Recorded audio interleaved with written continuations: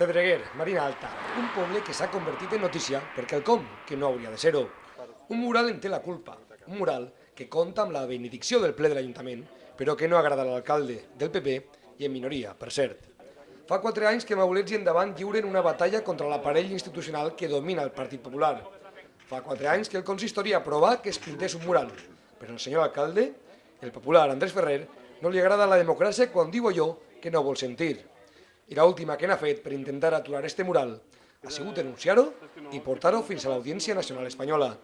Crec que la gent ha vist totalment desmesurada la reacció de l'alcalde i ningú ha entès ben bé perquè ha fet tot això de portar a la Fiscalia i d'aparèixer tant en premsa amb el tema i de més.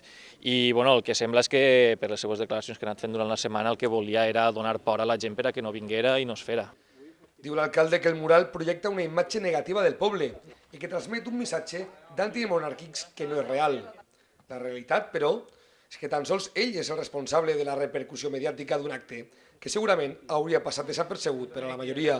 El mural realment no era l'important, el que ha sigut important ha sigut tot el que s'ha vist, tota la reacció que hi ha hagut política fins al dia d'avui, és a dir, tot l'impediment que han hagut, tots els esforços que han posat per a que això no es fera avui, vol dir que això no estem en un estat democràtic i de normalitat perquè això és un acte de llibertat d'expressió i, com hem dit en el Parlament, si han fet tot aquest esforç per a impedir un mural, què faran en cas de que això siga algo més que un mural, que intentem dur a terme un projecte polític que no entri dins de la Constitució espanyola.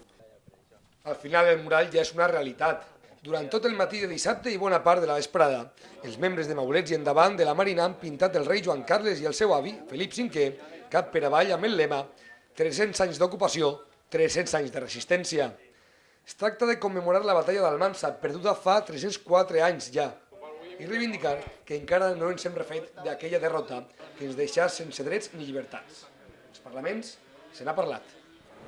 És el mateix assetjament que va començar fa més de 300 anys, i el qual encara continua.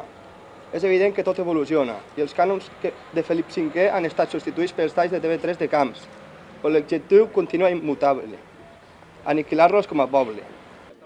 L'acte s'ha desenvolupat en tot moment en un to festiu i amb un dinar inclòs, coques de la terra i bons vi i mistela de la Vall de Po.